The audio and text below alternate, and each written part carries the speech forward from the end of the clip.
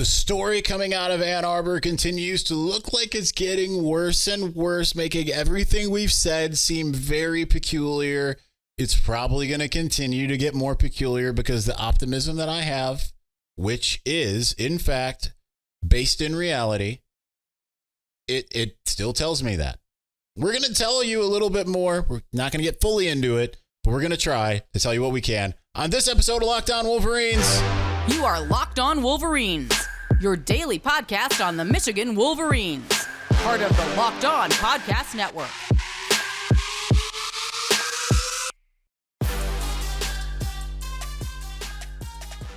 Happy Thursday. We are back and doing it. Locked On Wolverines podcast, part of the Locked On Podcast Network, where it's your team every day. I am your man on the ground, Isaiah Hole, publisher of Wolverines Wire through USA Today Sports Media Group. I can't say that I've had my feet on the ground. My feet have been mostly here in my house. But they have been, I can tell you that my ear has been on the phone more than it's ever been in my entire life. Ever. It has been an absolute insane past, really 3 days, right? 2.5 days, something like that. Today's been much less so, which is I don't want to say it's good news. And there's other people who are reporting info that I don't have. I'll tell you when I have something and I don't have something, but that the news coming out of the NCAA's initial visit to Ann Arbor supposedly is good. However, they didn't interview any coaches and everything like that. I'm going to mute my phone, but I am monitoring my phone in case there's something that I need to respond to. Eventually, this will all come out in the open, and eventually we will reveal to you not only our sources, but what we knew at the time, all of that kind of stuff, right? Like there is a lot to kind of get into. You'll understand more of why there are things being held back as we kind of go along in this process, right? And I know there's people that certainly will question, who have you been talking to and all of that stuff. Those things will actually be revealed in time, okay? So I can't tell you what the timeline will be. It might be the last episode of this show, right? It might be it might be in 2 weeks. It might be, I don't know when I can reveal that, or when I can kind of get into the whole details of it all. But I promise you, we will get into all of that at some point in time. So let's get into kind of what's happened since we were away, right? So we recorded the Wednesday show, which I feel was one of the more important shows that we have done. And that was on just kind of how prevalent sign stealing is and some of the methods that are used that people maybe don't know about, right? I know that I haven't looked at the comments. I refuse to look at the comments. I haven't also been on social media at all really in the last 3 days, minus like a couple minutes here and there at the end of the night, right before bed or right when I wake up. But it's to kind of get into it, right? Like this is not a defense of Michigan per se to have that episode, right? It's just to kind of fill things out to you after speaking to people who are in the know. And I spoke to a lot of people that every single person that is watching this show, if you are a college football fan, knows. So I've gotten a lot of answers when it comes to stuff like that. Okay. So that's number one here when it comes to that. Number two, the truth as I know it, with all of this, everything that's going on, when I have gone on message boards, social media, the truth is out there. I'm not talking about your truth. I'm not X-filesing things here. But what I believe to be the truth from everything that I have been told is out there. All of it. Now, the people who are putting it out there, for the most part, are speculating. That's the interesting thing. They are speculating. This has to have happened, all of this stuff. So I know that if you're uninitiated to what's happening right now, that's all going to seem kind of nebulous. So let's talk about what happened last night after the show. We had the Washington Post report where a PI firm, an investigative firm, as they say, they didn't say private, but they just said an investigative firm has obtained information from computers that other coaches had access to And then if you tie that in with Nicole Auerbach, who was on the show last week or 2 weeks ago from the Athletics, added to that was that the NCAA got their info from said investigative firm. So that's one of the things that we know at the moment, right?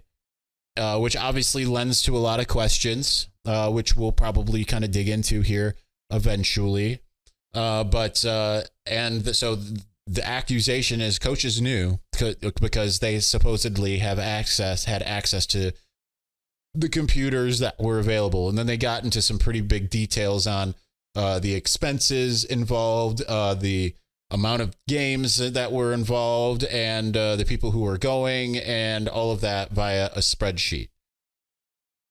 So the obvious question that I have with all of that is, who is this investigative firm? Investigative firms don't hire themselves. Who hired the investigative firm? And how did they get this material? How prevalent was this material? Those are all very important questions to ask, and you see a lot of people who are not thinking about it critically. They just say, oh, wow, that's bad for Michigan. Maybe it's bad. When you read the letter, and to the letter rather, of the article, you notice that it isn't, we have knowledge that coaches have access to this computer. It's just saying that they have access to this. What does that mean? Is this a shared computer that coaches are using? Is this a drive? Or is this a folder that is being accessed often by coaches? Do coaches actually know?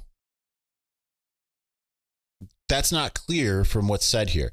Now, they do say that Jim Harbaugh still has this does not necessarily tie to Jim Harbaugh's knowledge, right? The statement still stands from what Jim Harbaugh said a week ago today.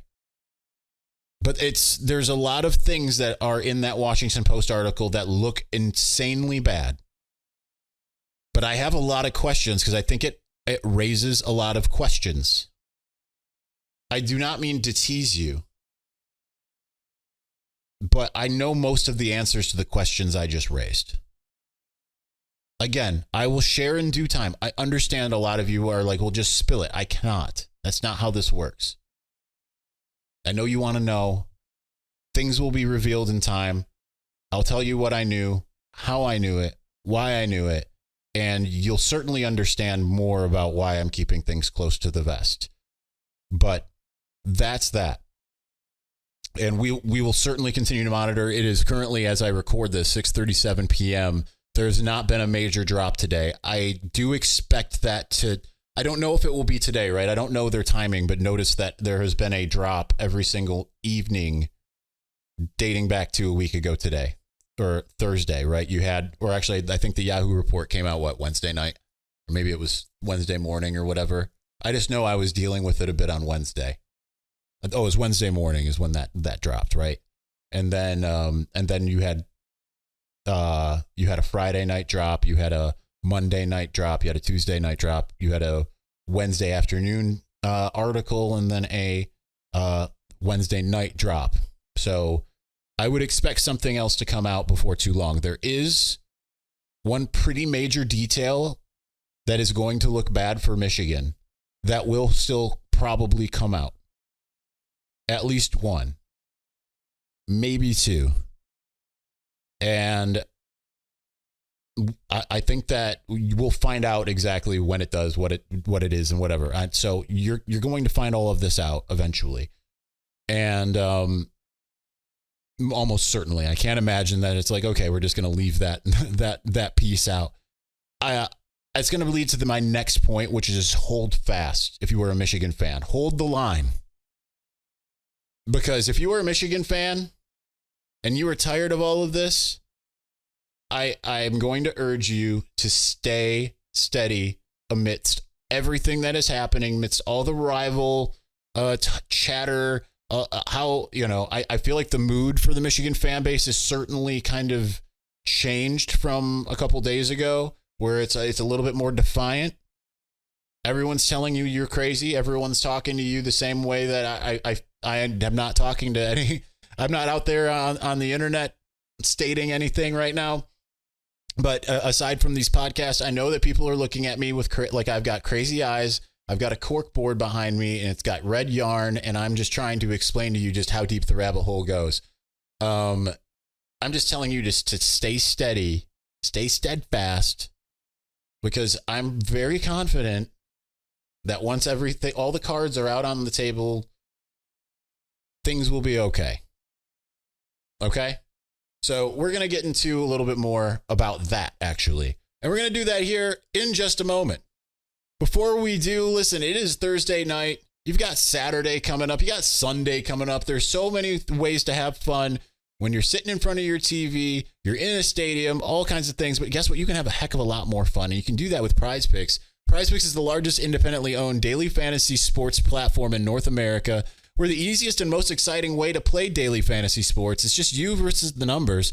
Instead of battling thousands of other players, including pros and sharks, you pick more than or less than on a 2 to 6 player stat projection. It's just 2 to 6 player stat projection. Watch the winnings roll in. It is an incredible and super fun app to use. I have to tell you that. And guess what? It can make you a heck of a lot of money. It's the most fun I've had in winning 25 times my money this football season. You can just select 2 or more players, pick more or less than on their projected stats, place your entry. Again, you're not playing against other players. This isn't like I'm in a pool of 10,000 people and maybe, just maybe, I'll get everything right and I'll win the big jackpot. No, you're doing a little simple parlay. It's wonderful. It's absolutely amazing. It's really simple to play. PrizePicks is I can make my picks and submit my entry in less than 60 seconds. That's all it takes. And then watch you turn $10 into $250 with just a few taps. So there you go, right? So go to prizepicks.com/lockedoncollege. Use the code lockedoncollege for a first deposit match up to $100. That's prizepicks.com/lockedoncollege. Use the code lockedoncollege for a first deposit match up to $100. All right, we're going to continue on here again in just a moment. But before we do, these days, every new potential hire can feel like a high-stakes wager for your small business. You want to be 100% certain that you have the access to the best qualified candidates available, and that's why LinkedIn Jobs is your go-to. LinkedIn Jobs helps you find the right people for your team faster and for free. It's so easy, super easy. It's so easy that a Geico commercial can do it.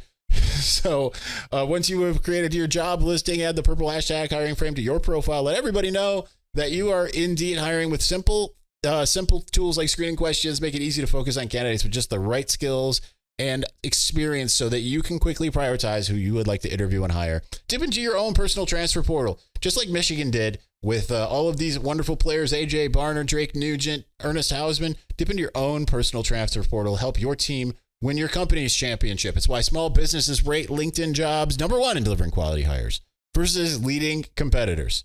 LinkedIn Jobs helps you find the qualified candidates you want to talk to faster. Post your job for free at linkedin.com/lockedoncollege. That's linkedin.com/lockedoncollege to post your job for free. Terms and conditions apply.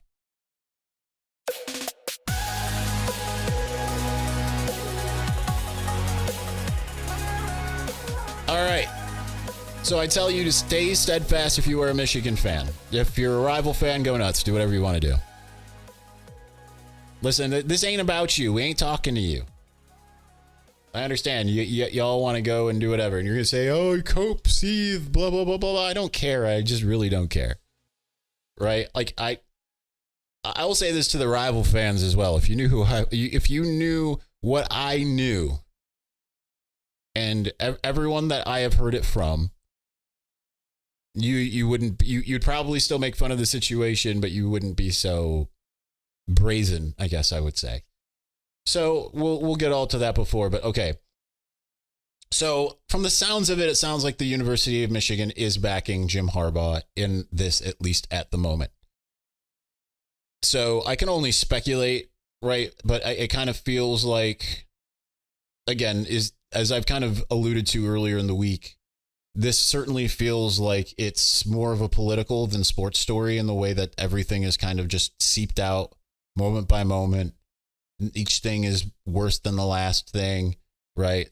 You question Connor's character. That all, I understand that can be a human interest piece, but it all becomes really interesting because it really kind of is following more of a political playbook than it is a Sports One. I think that's an important piece to this. And so with that in mind, who is the main target in all of this, right? Is it Connor Stallions? No, it's not. It's Jim Harbaugh. And I understand when you're pulling at threads, you want to see where the thread lands. But from kind of the jump, it was like, what did Jim Harbaugh know? When did he know it? Was he the architect of this entire thing? Was he the one that was cheating? And he doesn't really kind of get any leeway from those outside of Ann Arbor. I mean, figuratively speaking, right? So, and that includes some potentially in the administration, if you kind of believe again, this is not my own intel that I'm sharing at this moment. It's more others that have long said things about the administration and their approval or lack thereof of Jim Harbaugh. It doesn't take a rocket surgeon to, and I'm going to clarify that is a purposeful joke. Before I start getting comments, I'm not going to see your comments, but I anytime I say rocket surgeon, you idiot, it's rocket scientist. I'm aware. Okay. But anyway, it doesn't take one to understand that, okay, Jim Harbaugh is about to get an extension. Kind of felt like it was going to be this week, even at the end of last week with everything. It's like, oh, well, it doesn't really feel like that's going to change. And now it kind of feels like it's on the back burner. And then it went from like he's going to get an extension to that's not going to happen to where in the NFL is he going to coach. That just seems awfully convenient to to some degree, right? So, with that in mind, you have to keep in mind who is the real target of all of this. If this is in fact, and maybe it's not, but it has all of the earmarks as someone who follows politics relatively closely of whenever there is a political scandal, right? You start not with the big fish, but you take out the underling and tie the big fish to them. So that's kind of what it feels like when it comes to that. Could Jim Harbaugh be guilty? I'm going to throw some red meat to the rivals that are watching or listening. Could Jim Harbaugh be guilty? He could be guilty. At this moment, there is no evidence that he is, except for speculation. And you can get mad at me for saying that, but that is literally the current truth. You can sit there and say there's no way that he didn't know. Okay, well, that's just like your opinion, man. Because none of the reports, these awfully damning reports that have come out every single evening, none of them have said, well, Jim Harbaugh knows. They've actually, the Washington Post one said, we have no evidence of that, as a matter of fact. Now, you can make that leap and say that, okay, yeah, he does know, but that's your own personal leap. Okay, but there are people who that are some of my sources that I've spoken to over the last. I want to reiterate. Since I would say Monday late afternoon, early evening, until about an hour and a half ago. I don't know how long that is. What, like 60 hours? I've probably been on the phone for somewhere between 30 and 40 hours with various different people. So, and again, there are people that if they were sitting here right next to me and they told you something, you would trust it. And especially when you have people who are disparate in the story, or outside the story, or however you want to kind of quantify all of this, you have all of these disparate people and they're all telling you the same thing, right? So that they're not talking to each other and yet they're telling you the same thing. Okay, so now, and then you go and you see, I get text from people, right? Like, okay, this is what this guy's saying. This is what this guy's saying. So I might not be on the internet, but I am at least kind of getting a little bit of something here and there. And I will say that for the most part, our stories are congruent. So all of this to kind of say the danger is clearly not just the outside. Right? It's not just those who are presenting the material, those who wish Jim Harbaugh gone from other programs, the opposing Big Ten coaches who are anonymously quoted in different articles, right? So that's not the sole danger. You have to remember who and what Michigan is. I say this as an alum of the University of Michigan, as someone whose livelihood literally depends on the football program at the University of Michigan, this will surprise no one, and certainly it will offend many when I tell you it is an arrogant bunch. I'm not saying that as a slam, but with an arrogant bunch also outside of the football aspect of it, but also including some, but particularly in academia, there are a lot of people that would just prefer to have the bragging rights rather than those who would necessarily want to win a national championship. There are people people with money, people with power. I'm not speaking of one person specifically. I'm speaking of an idea. There are people out there that would much rather have Michigan go 0-12 in any given year than break the simplest, smallest rule, right? And when I'm saying the simplest, smallest rule, I'm talking like Burgergate, for instance. There are people out there that incenses to the highest degree because they feel like it brings embarrassment upon the university. It doesn't matter if it's a witch hunt. It doesn't matter. And I'm hedging bets, even though I don't need to, because I know what's going on with this particular Burgergate. Not well versed. Have not sourced that. This situation, am. But with Burgergate, for instance, I don't see it as a big deal personally, right? That's been the case going back to January. But you can, if you want to know my exact opinion on it, you can go back to the ones where I'm at in Anaheim, right? At the beginning of January. But the thing is, there are people who would rather fall on the sword than endure that. So the danger there is that you've got potentially people within the program and, that would much rather fall on the sword than win games. So you as a fan, this is you, right? Like, I'm not out there on social media doing a heck of a lot, right? That's kind of a general thing, right? Like, I'm not chirping on Twitter. I'll live tweet a Lions game, but I'm probably not going to give you many of my opinions on this matter on social media. But if you're out there on social media and you feel like you have a pretty good grasp on, at least with the Michigan side of things, this is make your voice be heard, right? Because the deal is there are people who will sell you out in an instant to make their comfy conscience feel superior, regardless of what the truth is, right? There are people who will decimate the football program as long as they can go to their doctor or lawyer friends and be like, look at how morally wonderful I am. I had a part in dismantling this awful football program. And then evidence comes out. And then you find out, okay, it wasn't as big of a deal as maybe the media was making it out to be. There are elements in this that are a big deal. I'm not downplaying the entire thing. But was that a reason to get rid of Jim Harbaugh? No, it was not. Was he culpable? It is to my belief that he was not. And yet, there's people that would be proud to be within the University of Michigan that would be proud to be like, I was part of bringing him down. Don't let that happen. Be vocal. Make your voice heard. MGO Blog and all of the other sites took down Dave Brandon. Right? What they saw, they didn't like. The fans were vocal. Be that person. Let's continue on that train. We've only got a couple minutes left. Let's do that here in a moment. Before we do, listen, by the time that any of you watch or listen to this, NFL action will be happening. Snap into action this NFL season with FanDuel, America's #1 sportsbook. Right now, new customers get $200 in bonus bets guaranteed when you place a $5 bet. That's right, $200 in bonus bets when you place just a $5 bet, win or lose.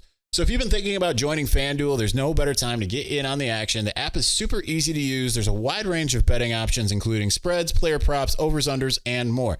So visit FanDuel.com/lockedon, kick off the NFL season. FanDuel, official partner of the NFL.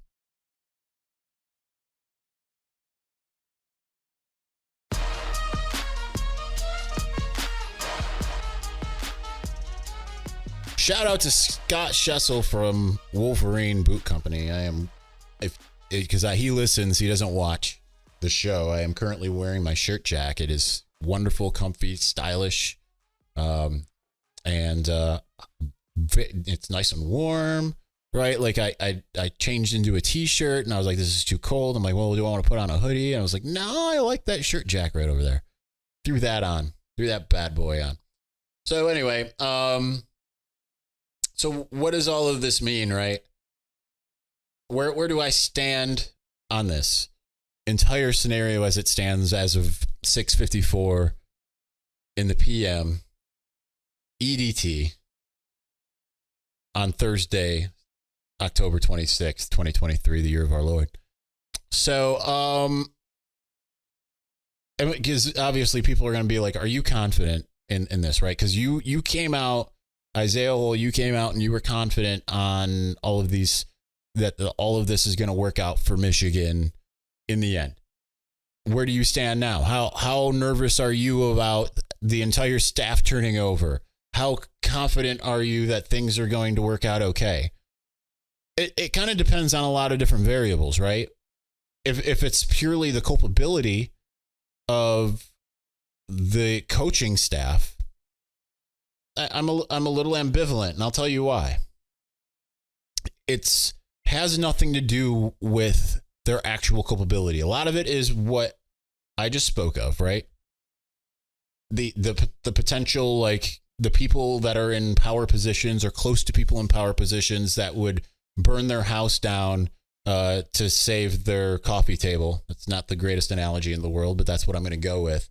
There are so many people that would gladly do that, right?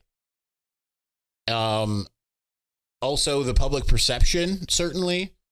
I mean, if this was in fact a plant, it wasn't just an organic. It doesn't feel like just an organic happenstance.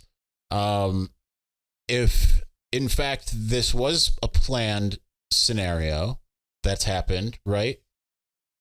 Then, I mean, public perception is certainly shaped. You can see Michigan fans that are very, kind of the same ilk of those that I've spoken of. They're quick to admit fault. Just because there's a report out there doesn't mean it's right.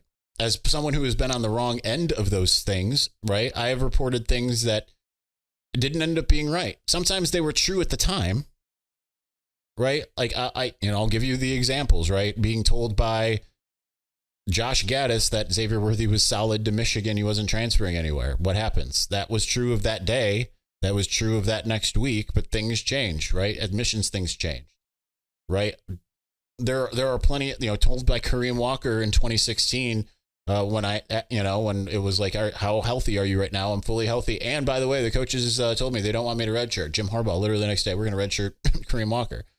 That might not have been true ever, but at least it was in the mind of Kareem Walker, right? So there are moments where you are going to hear something. And again, could things change? Could there be stuff that I don't know? There absolutely could. I'm not omnipotent, right? I don't know. But I'm pretty confident that I have all of the, more than just the basic facts, certainly the details of what's going on correct. There are a lot of you out there that also do, just by, I don't think everyone out there has got like a full spectrum, like here's what happened per se. But I do think that if you piece together a lot of the things that are out there, you have a pretty good idea. I'm seeing the truth out there. If you look in, okay, that's true. That's true. That's half true. I'm going to pull that. That's true. That's true. Doesn't mean that Michigan's going to get off completely on this, right? There are a lot of factors at play. And ultimately, the NCAA being what it is, it can just flat out say, Jim Harbaugh, you didn't know, but as the head coach, you're supposed to know. We consider you to be guilty of this NCAA violation. Here's a punishment. It's absolutely within the cards. I'm not taking anything off the table when it comes to that, but I am confident that should the entirety of what has happened come out, I'm not going to say Michigan will be smelling like a rose. There are negative facts involved in this case, but at the same time, I don't think Michigan will look anywhere close to what the perception is at the moment. So if you are a fan, stand up and fight. Don't let them sit there and tell you like, hey, put your tail between your legs, right? That's what everyone wants always. Even with me, right? Like if it's, if I'm not praising your rival team enough, I get a bunch of nasty, angry, hateful messages. All right, fine. Say what you want. All right, that's going to do it for us today. We will be back on Friday to continue to discuss this saga before we go into the bye week. So thank you, or bye weekend. Thank you for watching. Thank you for listening. We'll be back soon. Peace.